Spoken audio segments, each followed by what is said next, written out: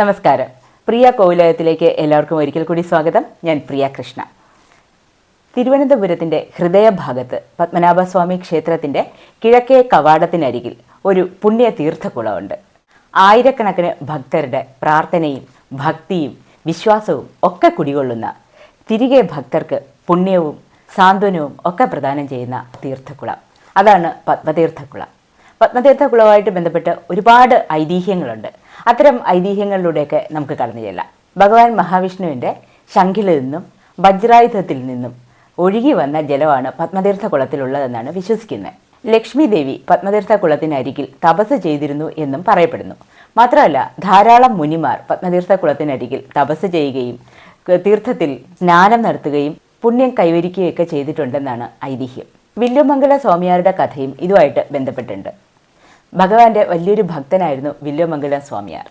അദ്ദേഹം പൂജ ചെയ്യുന്നതിനിടെ ഒരു ബാലൻ വന്നുവെന്നും ആ ബാലനെ അദ്ദേഹം കൂട്ടിക്കൊണ്ടു പോയി എന്നും പിന്നീട് ഓരോ ദിവസവും ഇദ്ദേഹം പൂജാതി കർമ്മങ്ങൾ നടത്തുന്നതിനിടയിൽ ബാലൻ കളിചിരികളോടുകൂടി പൂജയ്ക്ക് വിഘ്നം വരുത്താൻ ശ്രമിച്ചിരുന്നുവെന്നും പറയപ്പെടുന്നു. അങ്ങനെ സഹിയിട്ട് വില്വമംഗലം സ്വാമിയാർ പുറകൈ കൊണ്ട് ആ ബാലനെ തട്ടിമാറ്റി. അപ്പോൾ ബാലൻ പറഞ്ഞു അത്രേ, ഞാൻ പോകുന്നു, ഇനി എന്നെ കാണണമെങ്കിൽ അനന്തൻകാട്ടിൽ വരണമെന്ന്. ശേഷം വില്വമംഗലം സ്വാമിയാർ അനന്തൻകാട്ടിലേക്ക് ബാലനെ അന്വേഷിച്ചു ചെന്നു. അവിടെ പത്മതീർത്ഥക്കുളത്തിന് അരികിലായിട്ട് അനന്തശയനത്തിലുള്ള ഭഗവാനെയാണ് അദ്ദേഹത്തിന് ദർശിക്കാൻ കഴിഞ്ഞത്.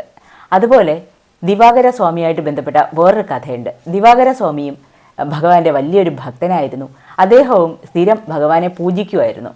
ഓരോ പ്രാവശ്യവും അദ്ദേഹം ഭഗവാനെ പൂജിക്കുമ്പോൾ ഭഗവാൻ അദ്ദേഹത്തിൻ്റെ മുന്നിൽ പ്രത്യക്ഷപ്പെടുമായിരുന്നു. എന്നാൽ ഒരിക്കൽ അദ്ദേഹത്തിൻ്റെ തന്നെ അശ്രദ്ധ കാരണം ഭഗവാൻ പ്രത്യക്ഷപ്പെട്ടില്ല.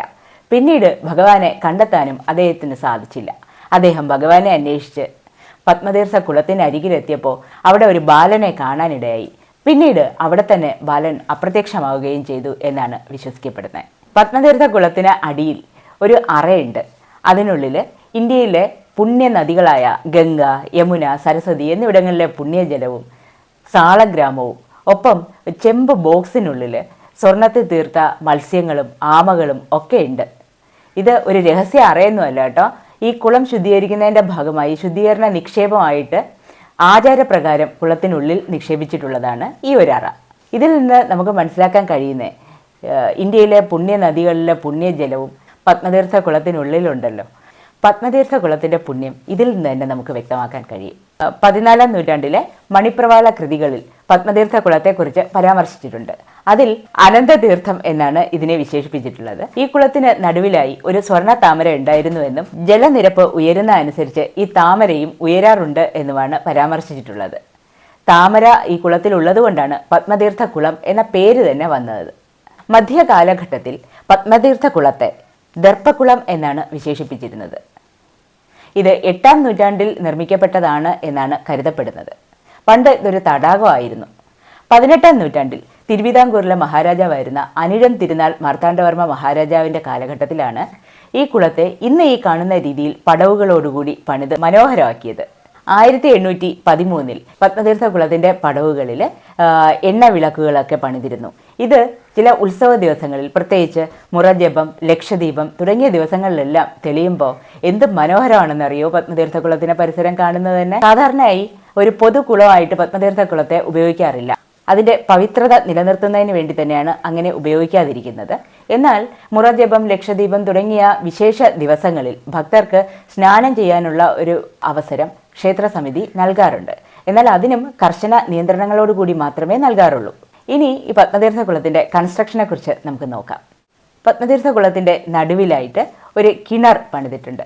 ശുദ്ധജലം എപ്പോഴും നിലനിർത്താൻ വേണ്ടിയിട്ടാണ് അത്തരം ഒരു കിണറിൻ്റെ പണി ഇവിടെ നടത്തിയിട്ടുള്ളത്. കിള്ളിയാറിൽ നിന്ന് കൊച്ചാർ ചാലിലൂടെ ശുദ്ധജലം എപ്പോഴും ഈ കുളത്തിലേക്ക് എത്താറുണ്ട്. ഇവിടെ ഓവർഫ്ലോ ആവുന്ന ജലം ഒരു ഡ്രെയിനേജ് സിസ്റ്റം വഴി പാത്രക്കുളത്തിലേക്കും അവിടെ നിന്ന് തെക്കിനക്കര തോടിലേക്കും എത്താറുണ്ടായിരുന്നു. ഈ തെക്കിനക്കര തോട് ചെന്ന് ചേരുന്നത് പാർവതി പുത്തനാറിലായിരുന്നു. എന്നാൽ ഇന്ന് ഈ പാത്രക്കുളവും തെക്കിനക്കര തോടും ഒന്നും നിലവിലില്ല. എല്ലാം നികത്തി കഴിഞ്ഞിരിക്കുന്നു. അതുകൊണ്ട് തന്നെ ഡ്രെയിനേജ് സിസ്റ്റം ഇപ്പോൾ പ്രോപ്പറായിട്ട് വർക്ക് ചെയ്യുന്നില്ല. ഈ കുളത്തിൻ്റെ ശുദ്ധജലം നിലനിർത്തുന്നതിന് വേണ്ടിയിട്ടും ആവാസ വ്യവസ്ഥ പുനരുജ്ജീവിപ്പിക്കുന്നതിന് വേണ്ടിയിട്ടും ചില സാങ്കേതിക വിദ്യകൾ ഇന്ന് ഉപയോഗിച്ചു വരുന്നു. അതാണ് ഫ്ലോട്ടിംഗ് വെറ്റ്ലാൻഡുകൾ. ഫ്ലോട്ടിംഗ് വെറ്റ്ലാൻഡുകൾ എന്ന് പറയുമ്പോൾ വെള്ളത്തിന് മുകളിൽ പൊങ്ങിക്കിടക്കുന്ന തണ്ണീർത്തടങ്ങൾ. ഒരു കേന്ദ്ര ഗവൺമെൻറ് സ്ഥാപനമായ council of scientific and industrial റിസർച്ചിന്റെ കീഴിൽ പ്രവർത്തിക്കുന്ന CSIR NIST ആണ് ഈ പദ്ധതിക്ക് രൂപം നൽകിയത്. അവരുടെ സുവർണ ജൂബിലി ആഘോഷങ്ങളുമായിട്ട് ബന്ധപ്പെട്ട് 2026 ഒക്ടോബറിലാണ് ഈ പദ്ധതിക്ക് ആരംഭം കുറിക്കുന്നത്. ഫ്ലോട്ടിംഗ് വെറ്റ്ലാൻഡുകളിൽ ഉള്ള സസ്യങ്ങളും അവയുടെ വേരുകളുമൊക്കെ ജലത്തിലെ അധിക പോഷകാംശം, പ്രത്യേകിച്ച് നൈട്രജൻ, ഫോസ്ഫറസ് ഇവയെല്ലാം വലിച്ചെടുക്കുന്നതുകൊണ്ട് തന്നെ ജലത്തിൽ പായലുകൾ അഥവാ ആൽഗകൾ വളരാൻ സാധ്യത വളരെ കുറവാണ്. മാത്രവുമല്ല, ഫ്ലോട്ടിംഗ് വെറ്റ്ലാൻഡുകൾ ഉണ്ടാക്കുന്നതിന് വേണ്ടി ഉപയോഗിക്കുന്ന ചകിരിച്ചോറ്, ബയോചാർ ഇവയെല്ലാം ഉള്ളതുകൊണ്ട് സൂക്ഷ്മജീവികൾ ധാരാളം വളരാൻ സഹായകമാണ്. ഇത്തരം സൂക്ഷ്മജീവികൾ ജലം ശുദ്ധമായി നിലനിർത്താൻ സഹായിക്കുന്നു. ഫ്ലോട്ടിംഗ് വെറ്റ്ലാൻഡുകൾ പലപ്പോഴും മത്സ്യങ്ങൾക്ക് ഒരു ഒളിത്താവളമാണ്. അതുകൊണ്ട് തന്നെയാണ് കുളത്തിലെ ആവാസ വ്യവസ്ഥ നിലനിർത്താൻ ഇത് വളരെ സഹായകരമാകുന്നതെന്ന് പറയുന്നത്. ഈ ഫ്ലോട്ടിംഗ് വെറ്റ്ലാൻഡുകൾ വളരെ മനോഹരമാണ്. കാരണം വെള്ളത്തിന് മുകളിൽ പൊങ്ങിക്കിടക്കുന്ന ഈ സസ്യങ്ങളും പൂക്കളും ഒക്കെ കാണുമ്പോൾ തന്നെ എന്ത് ഭംഗിയെന്നറിയോ. കണ്ടിട്ടില്ലാത്തവരൊക്കെ ഒന്ന് പത്മനാഭസ്വാമി ക്ഷേത്രത്തിനടുത്ത് ചെന്ന് ആ പത്മതീർത്ഥ കുളത്തിലേക്ക് ഒന്ന് നോക്കൂ.